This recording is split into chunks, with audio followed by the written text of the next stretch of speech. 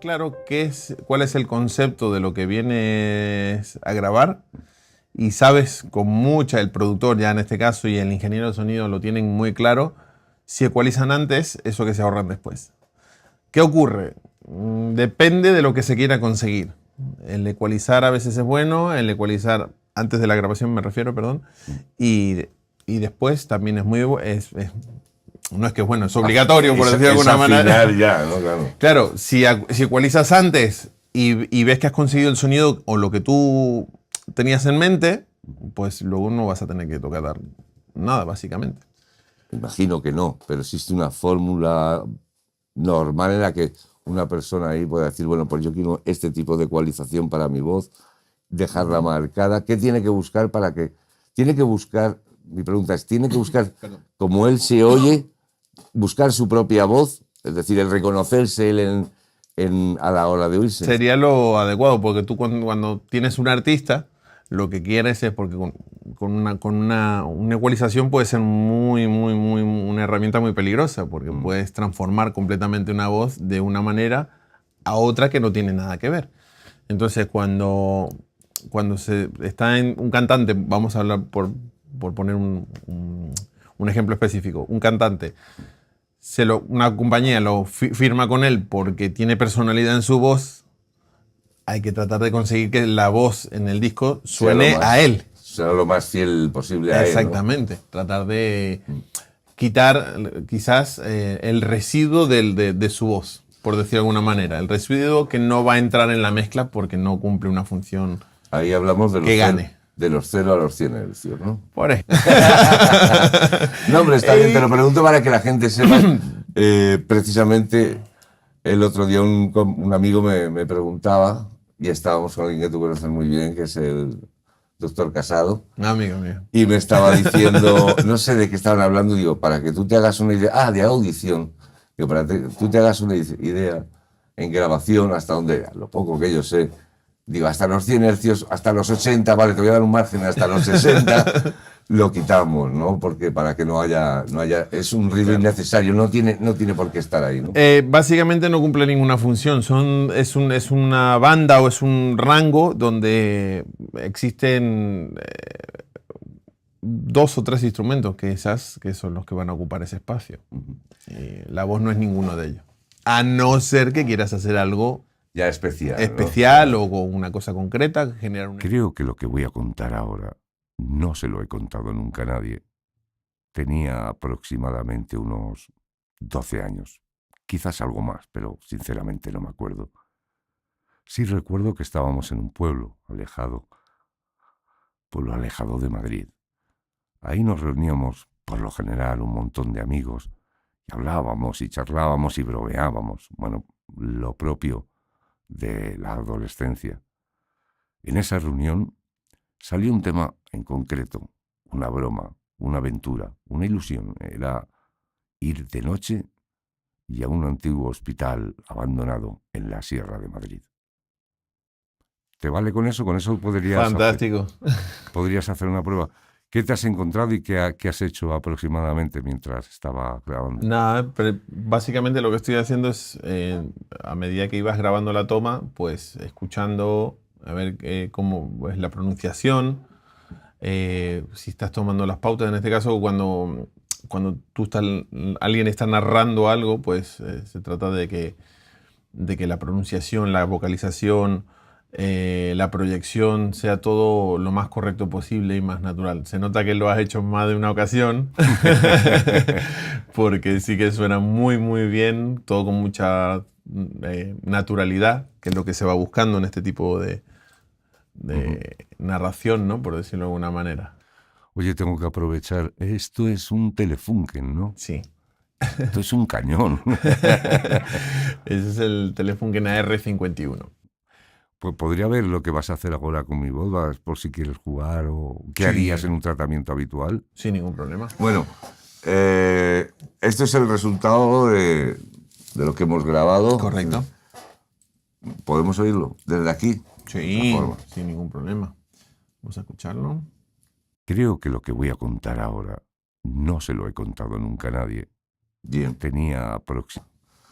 Oyendo esto, ¿cuál sería el proceso natural que harías? Para, dado que es una narración, te han pedido que, bueno, oye, quiero una narración de este señor, de Cabo de Chus Voices. ¿Qué harías con ella? Lo principal, lo que comentábamos antes, es quitar un poco el residuo. Lo que no vale, ¿no? Lo que no vale, por decirlo de alguna manera.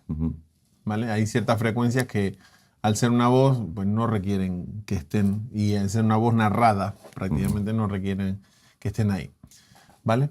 Vuelvo a insistir, no hay nada, no hay una norma en el audio, o sea, cada maestrillo tiene su librillo realmente en ese aspecto. Sí, ¿no? cada uno lo entiende o le gusta de una forma o de otra, ¿no? Sí, perdón. Mira. ¿Cuál sería el tratamiento? Lo primero que harías. Un ecualizador. Entonces, ecualizar un poquito esa voz, nos iríamos. A ver, ¿dónde te tengo por aquí? Vamos a coger un ecualizador que tiene, en este caso tiene 7 bandas, son 5 bandas, y los filtros de paso alto y paso bajo. Muy importante, para que la gente lo sepa.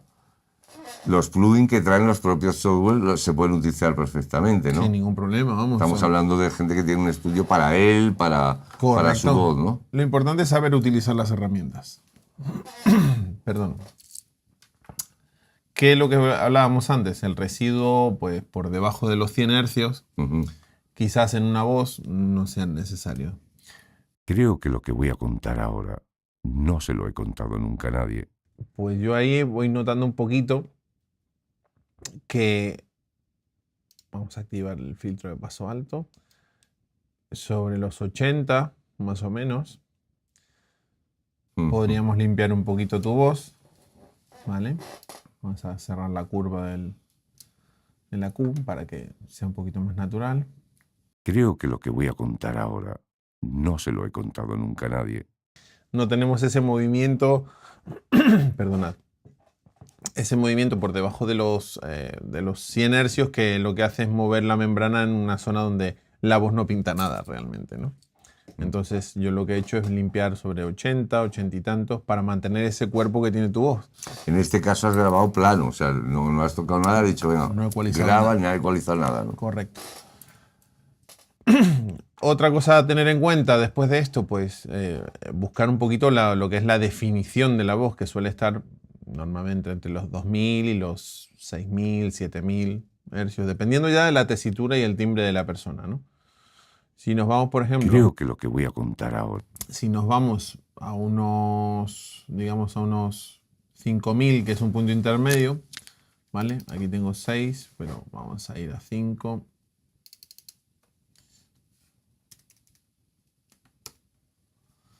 Y en 5 vamos a levantar un poquito, siempre manteniendo una curva, una Q de la curva de la banda, que vamos a, no lo más estrechita, pero sí en un punto intermedio para no atacar a más frecuencias, ¿ok? Para ser un poquito más exacto o más preciso. Entonces... Creo que lo que voy a contar ahora no se lo he contado nunca a nadie. Perdón, en este caso no quiero que la curva sea así, sino que sea, no quiero que sea quiero que sea un bell, que se le llama, ¿no? Es la curva más... Como una campana, ¿no? La traducción que sería. Exacto. Creo que lo que voy a contar ahora no se lo he contado nunca a nadie. Tenía aproximadamente unos 12 años. Vamos a desactivarla para notar la diferencia. Creo que lo que voy a contar ahora no se lo he contado nunca a nadie. Tenía aproximadamente... Como más brillo, ¿no? 12 años. Más definición. Más definición. Ok. Volvemos a tener en cuenta el limpiado o la limpieza de las de frecuencias, ¿no? Normalmente a 1 kilohercio o a 1000 hercios la voz suele ser agresiva, normalmente, por norma general. Es una frecuencia que las guitarras aprovechan mucho y otros series de instrumentos. Pero, por ejemplo, en este caso, como es una voz, las voces a 1 kilohercio suelen ser bastante nerviosas, agresivas y tal. Entonces, si podemos atenuar eso, pues mejor. Vas buscando siempre la similitud con la voz natural, la del cantante o del locutor o del narrador, ¿no? Exacto, exacto. ¿Cuál? Y perdón. Sí, no, dime. ¿cuál es lo, lo peor que has oído en grabación, el mayor fallo que has oído a la hora de grabar una voz? El mayor fallo, pues los clips, o sea, básicamente las saturaciones. La saturación cuando no se controla bien la ganancia, que sería el segundo pasito que comentábamos antes, el segundo paso básico para tener en cuenta a la hora de grabarte a ti mismo o grabar una voz, pues que la ganancia de entrada esté más alta de lo normal y lo que consigas son saturaciones. Y ya me acabo de acordar ahora mismo, un problema que hay con muchas voces, con muchos locutores, es el famoso seseo, ¿no? Sí. Que ahí utilizáis el deezer, ¿sí? ¿No? Deezer se suele utilizar para poder atenuar ese excesivo de heces que se suele generar, ¿no? Eso ya está en frecuencias muy agudas, muy arriba. Puede estar alrededor de los 16.000. Y hay que controlarlo un poquito. 16, 20, ¿no? 16, 20, más o menos. 20 es demasiado arriba. Demasiado alto. Cuando digo arriba, digo frecuencias altas. Ya uno está acostumbrado a hablar de una manera, ¿no? Y quizás ahí no tanto, pero sobre los 16, la S se suele notar demasiado. 16.000, 14, 16.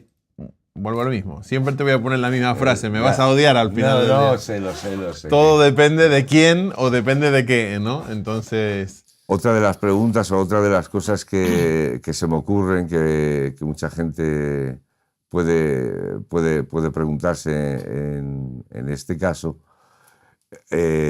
ahora tú coges la reverb, Sí. ¿vale? Mucha gente, bueno, hay gente que le apasiona la reverb. Yo entiendo que a todos nos apasiona. Yo me voy a meter la primera vez que trabajé con reverb. Claro, yo quería oírla, ¿no? Yo quería que se notara la reverb, ¿no? Hay una reverb. Pero en realidad es muy importante ser muy sutil con ese... Sí, bastante. Sobre todo porque no solamente está en el proceso... La reverb no va a formar parte solamente del proceso de la mezcla. En el mastering, que sería el último proceso a la hora de tener un producto terminado, hablando en términos de audio, perdona, pues todo se magnifica. Y si tenemos una gran cantidad de reverb que para nosotros, a la hora de escuchar, dices, bueno, aquí está bien, tengo reverb y la escucho en condiciones. A veces quizás es mejor quedarse con ganas de escucharla menos, porque cuando terminemos el proceso de masterización, se va a magnificar de una manera bastante exagerada.